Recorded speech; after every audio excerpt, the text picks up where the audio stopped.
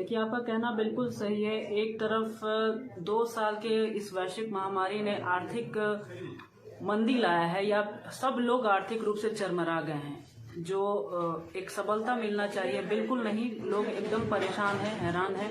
और उसके बावजूद यहाँ पर हमारे कोडरमा क्षेत्र में अगर स्कोप की बात करें तो आज आप देख लीजिएगा, किसी भी नौजवान को आज आप एक नौकरी नहीं दे पा रहे हैं कोडरमा में। किसी भी लोग को जो एक यहाँ पर ढिबरा व्यवसाय था, किसी माध्यम से लोग अपना गुजर बसर करते थे, उस पर भी आज ग्रहण लगा हुआ है। नए किसी भी उद्योग का यहाँ सृजन नहीं हो रहा है। ना ही डोमचांच को, जैसे हम प्रमुख थे पिछले टेन्योर में, तो हमने उस समय से यह मांग रखा है कि कुछ सीमांकन करके औद्योगिक क्षेत्र घोषित किया जाए, ताकि यहाँ लोगों को रोजगार मुहैया हो सके।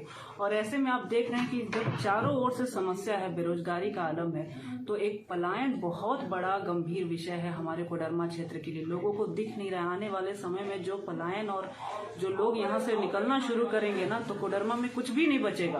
और कोडरमा में जब कुछ भी नहीं बचेगा तो लोग जिस प्रकार से आज हैरान परेशान हैं, निराश हैं अपने जीवन से, या किस प्रकार से अपना परिवार चलाएं, गुजर बसर करें, लोग अपने आप में चिंतन मंथन कर रहे हैं। तो कहीं ना कहीं फिर से मैं दोहराऊंगी कि यहाँ के नेतृत्वकर्ता जो हैं, जो नीति निर्धारक है, जिनको जनता ने इस विश्वास से भेजा है कि वो हमारी लड़ाई लड़ेंगे, पलायन रोकेंगे, रोजगार का सृजन करेंगे, नौजवान साथियों को रोजगार मिलेगा, ये सब कुछ भी नहीं हो रहा है। उसके बाद सब कुछ जो बचा हुआ भी था, जो उद्योग धंधा था, वो भी ठप पड़ रहा है। तो मैं फिर भी कहूंगी, लोकतंत्र की बड़ी शक्ति जो होती है, सबसे बड़ी शक्ति, सबसे अहम शक्ति, वो जनता के पास ही होती है।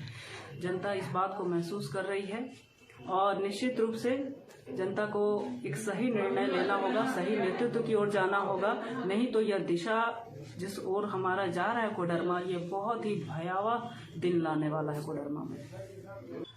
हमारा कोडरमा क्षेत्र अभ्रक नगरी के नाम से विश्वविख्यात था, और आज जो इस नगरी का छवि धूमिल हुआ है इस व्यवसाय के दृष्टिकोण से, यहाँ के ढिबरा मजदूर, हमारे मजदूर भाई बहन से लेकर के जो फैक्ट्री ओनर्स हैं, जो मालिक हैं, कहने का अर्थ है कि मजदूर से लेकर के मालिक तक आज इस उद्योग को नहीं चला पा रहे हैं, ढिबरा व्यवसाय को नहीं चला पा रहे हैं। देखा जाए तो कारण ये आज से नहीं है, यह समस्या पहले से है। आप याद कीजिएगा, 1980 का वो दशक था, उसके बाद 2 दशक तक, चाहे वो MMTC माइका डिवीजन की बात करें या CH प्राइवेट लिमिटेड की बात करें, उसके माध्यम से कईयों के रोजगार चलते रहे, हमारे मजदूर भाई बहन काम करते रहे।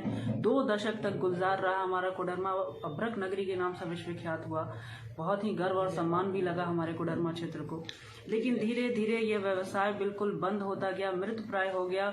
मजदूर किसी प्रकार से अपना पेट पालने के लिए, रोजी रोटी चलाने के लिए जंगल से या कहीं से भी माइका चुन रहे हैं, ढिबरा चुन रहे हैं, ढिबरा स्क्रैप का काम कर रहे हैं। लेकिन आज के समय में ये सब कुछ अवैध बन करके रह गया है। जो फैक्ट्री ओनर्स हैं, उनको लाइसेंस निर्गत नहीं हो पा रहा है। तो कहीं ना कहीं एक प्रतिष्ठित व्यवसायी से लेकर के गरीब मजदूर भाई बहन पर जो अवैध का ठप्पा लगा हुआ है, ये बहुत ही पीड़ादायक है। और उससे भी ज्यादा पीड़ादायक ये है कि इस गंभीर मुद्दे पर लोकतंत्र के मंदिर में अभी तक गंभीरता से आवाज ना उठाना, माइका पॉलिसी को लेकर के बातें ना रखना, यहाँ के उदासीन रवैया को दिखाया जा रहा है।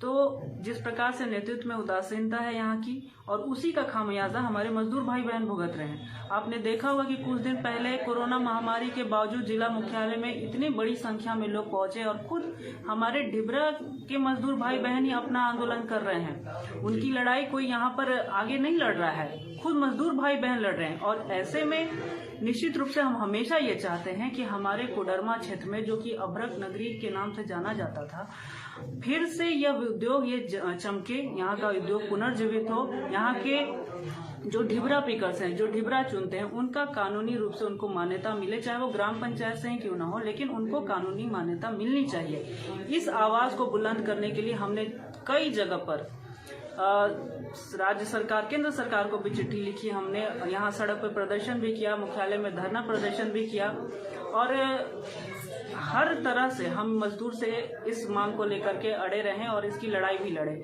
लेकिन बात यहाँ ये है कि जब बात नीति निर्धारण की हो, बात पॉलिसी की हो, तो जिनको ये मौका मिला है, जनता ने जिनको मौका दिया है, उन्हें ये काम करना चाहिए, बिल्कुल करना चाहिए। इस संदर्भ में एक सबसे महत्वपूर्ण बिंदु आप गौर फरमाएंगे तो देखेंगे कि किसी समय में स्वर्गीय रितलाल प्रसाद वर्मा जी, जो यहाँ से 5 बार सांसद रहे हैं, एक अच्छे अनुभवी व्यक्तित्व थे, तो निश्चित रूप से उनके कार्यकाल में कोडरमा के मरकच्चो प्रखंड के बरियारडी में आयुध कारखाना स्वीकृत हुआ था। लेकिन किसी कारणवश ये आयुध कारखाना फिर नालंदा चला गया।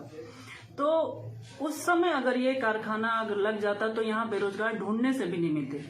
उस समय का वो समय था, और उसके बाद से कितना समय गुजर गया, कई लोग आए और गए, लेकिन आज तक एक बड़ा कारखाना तो छोड़िए, एक छोटा फैक्ट्री, एक छोटा कारखाना तक नहीं खुल सका हमारे क्षेत्र में। जो उद्योग धंधा था वो ठप पड़ा हुआ है, पुनर्जीवित करने का कोई प्रयास नहीं किया गया।